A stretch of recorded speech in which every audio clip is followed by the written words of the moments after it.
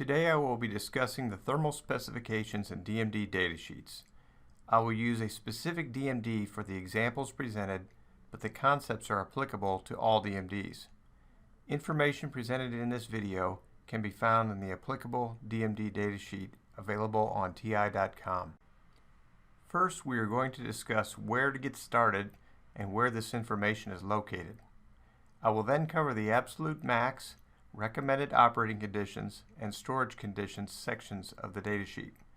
I will cover package thermal resistance, thermocouple test points, and walk you through thermal calculations used to compute the array temperature. Finally, I will conclude with thermal interface area considerations. To get started, download the DMD datasheet for your specific application. Access ti.com/DLP and select the DMD that is right for your application. I will be selecting the DLP470TE, which is a 0.47 4K UHD DMD in the standard chipsets product family. The information in this presentation will apply to any other DMD. However, individual parameters and specifications may be different. Once you have downloaded the datasheet, scroll to the table of contents. All datasheets have both absolute maximum and recommended operating conditions specifications. It is important to note that operating within recommended operating specifications is required to ensure full DMD functionality and reliability. Operation beyond recommended conditions, but within absolute maximum conditions, is not allowed for end products and is only intended to allow accelerated life tests to be performed.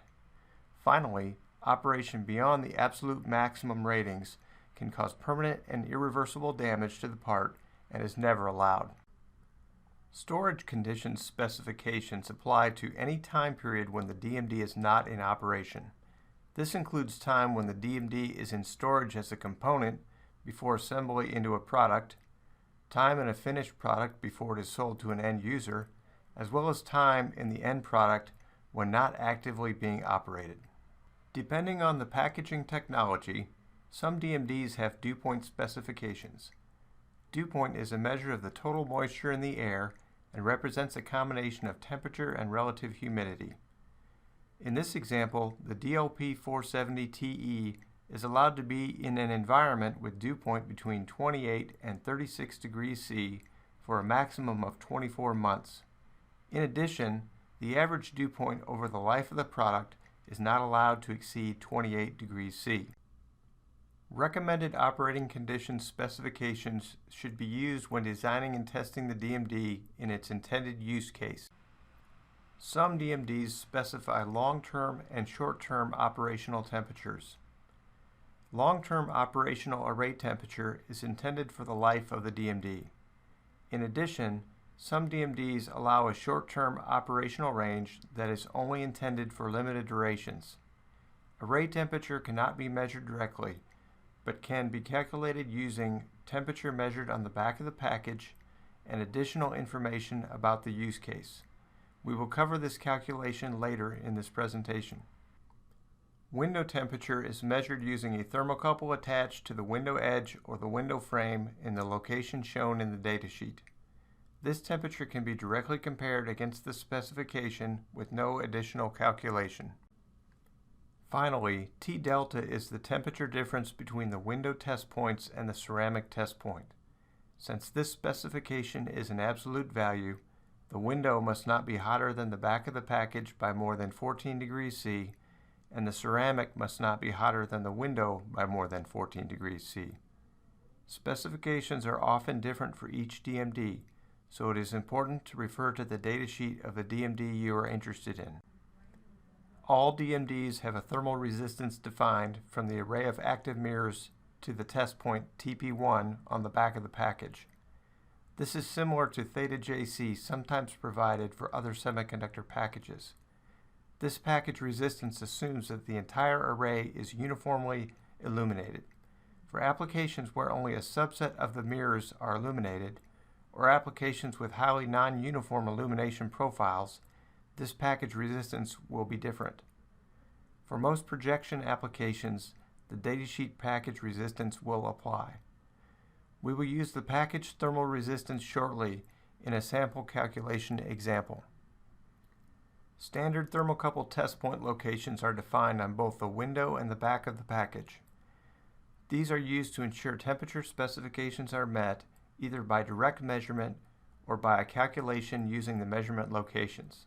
A convenient way to measure temperature is to attach thermocouples to these measurement points. Fine gauge thermocouple wire, 36 or finer, is recommended to minimize conduction loss and ensure accurate measurements. Thermocouple type T and K are the two most common types of thermocouple wire used. The total heat load on the DMD is the sum of the electrical power dissipation and the optically absorbed heat load. The optically absorbed heat load can be calculated by multiplying the screen lumens by a conversion factor provided in the datasheet. This conversion factor can vary for different DMDs, so please be sure to use the datasheet of the DMD you are working with. Once we know the total DMD heat load of 11.54 watts, we can calculate the array temperature by multiplying the total DMD power by the array to ceramic thermal resistance and adding the result to the ceramic temperature measurement at test point 1. In this case, the array temperature is 65.4 degrees C, which is within the recommended operating spec range for this device. In some cases, a power-based formula is provided to calculate the optically absorbed heat load. Examples include UV and IR wavelength applications where lumens do not apply, 2-chip and 3-chip applications, as well as solid-state illumination sources that vary significantly in the heat load to the DMD at a given lumen level.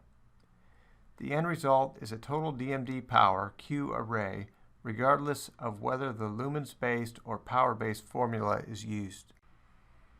Most DMDs are intended to be cooled by attaching a heatsink to the back of the package. It is important to maximize the contact area in order to reduce thermal resistance through the thermal pad or thermal grease interface.